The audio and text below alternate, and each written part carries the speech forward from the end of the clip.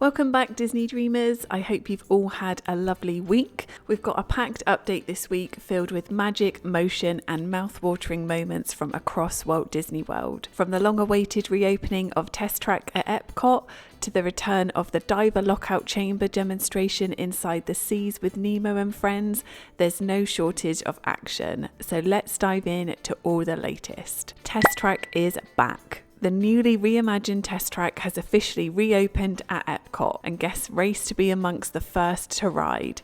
How wild was opening day? Try a 150-minute wait just after it opened. Honestly, we can believe it. This ride is super popular and has been hugely missed, and with its slick new updates, the hype is real. Test Track has always been a fan favourite and now everyone wants a turn behind the wheel. If you're planning to check it out soon, be prepared for those longer wait times, but fingers crossed things start to settle down as the excitement evens out. And that's not all. There's a new look at the finish line. With the grand opening on July the 22nd, General Motors has also refreshed the post-ride vehicle showcase, and this time it's taking a more refined and focused approach. Instead of just Chevrolet, the new GM showroom now features models from all four core brands: Chevrolet, GMC, Cadillac and Buick. That's a shift from the old Test Track era, and this update really highlights the full GM portfolio.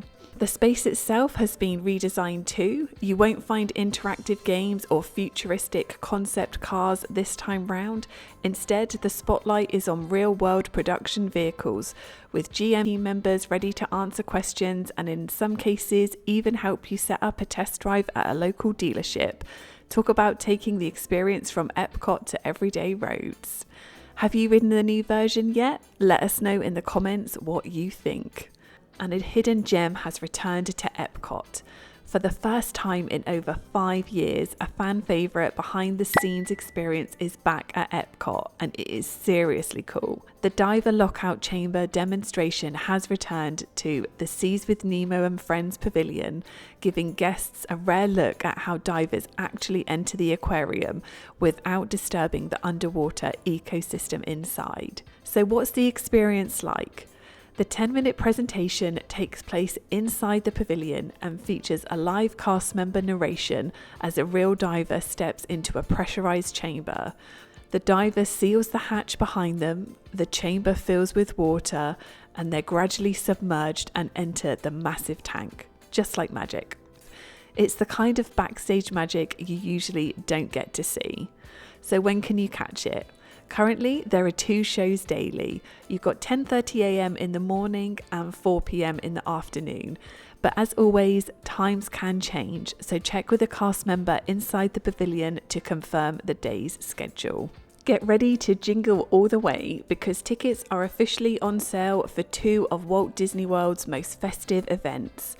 Jollywood Nights is returning to Disney's Hollywood Studios in 2025, and general ticket sales are now open. Guests staying at select Disney Resort hotels had early access, but now everyone can snag their spot. Over at Magic Kingdom, tickets for Mickey's Very Merry Christmas Party are also now available.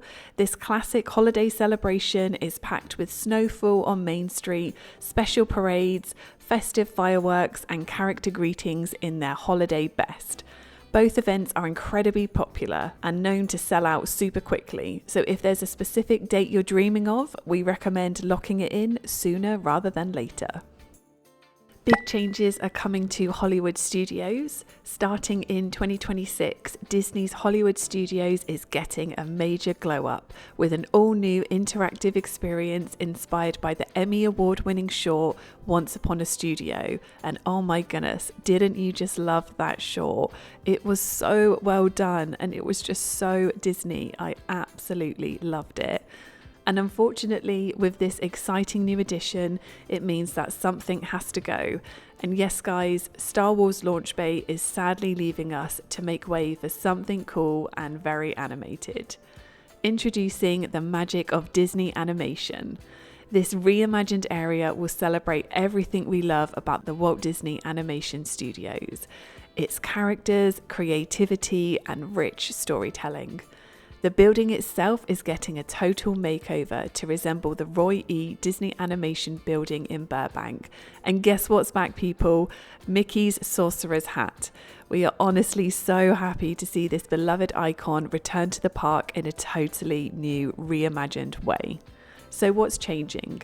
On September the 25th, 2025, both Star Wars Launch Bay and Disney Junior Play and Dance will officially close. The entire animation courtyard will be transformed into a vibrant celebration of Disney animation. When the transform is complete, guests will step into a studio where the characters have taken over.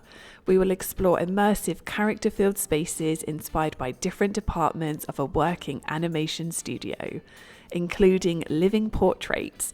Just like in Once Upon a Studio, portraits come to life and interact with guests. There will be a short film experience showing a reimagined short film screening with interactive magic. You can actually go into a drawing studio and learn to sketch your favourite characters with the help from Disney animation guides. Character meet and greets will be available with lots of opportunities to say hello to classic Disney animation friends. And if you love Alice in Wonderland, then you're going to love this. A play area for kids designed with that Wonderland magic. Yep, little ones get their own magical escape inspired by Mary Blair's dreamy concept art for Alice in Wonderland. So the timeline for this amazing new chapter. Closures begin September the 25th, 2025, with the full experience set to open in 2026. With this new announcement, it definitely feels like 2026 is going to be Hollywood Studios' year, with the new Mando mission, Muppets Rock and Roller Coaster, and now the updated animation courtyard. Excited doesn't even cover it. We cannot wait to see how this unfolds, and we're going to keep you updated every step of the way. Things are continuing to move forward on the demolition of the Rivers of America, as we just got a major signal that Piston Peak, the upcoming Cars-themed land, is officially revving into action. Walt Disney Imagineering has filed a fresh construction permit for the former Aunt Polly's location on Tom Sawyer Island, a spot that's been quiet for years but is about to become the site of something brand new. While the permit simply says general construction, we now know that it involves full demolition of the Aunt Polly's area, clearing the way for Piston Peak prep. The iconic Riverside Snack Shack was rarely open in recent years, but stood as a nostalgic landmark for longtime parkgoers. Elsewhere on the island, crews have been carefully removing themed props, including the charming Huck fence, for possible archiving or reuse. A little piece of Disney history getting the respect it deserves. We'll be watching closely for more updates as the magic and the construction vehicles roll in. Over at Magic Kingdom, the music of Disney Starlight has arrived. If you can't get enough of the brand new Disney Starlight Dream the Night Away parade at Magic Kingdom, now you can relive the magic anytime, anywhere, because the official soundtrack is now on all major streaming platforms, including Apple Music and Spotify. Released by Walt Disney Records, this 11-track album brings the full parade to life with music from Peter Pan, Encanto, Frozen, Moana, and more.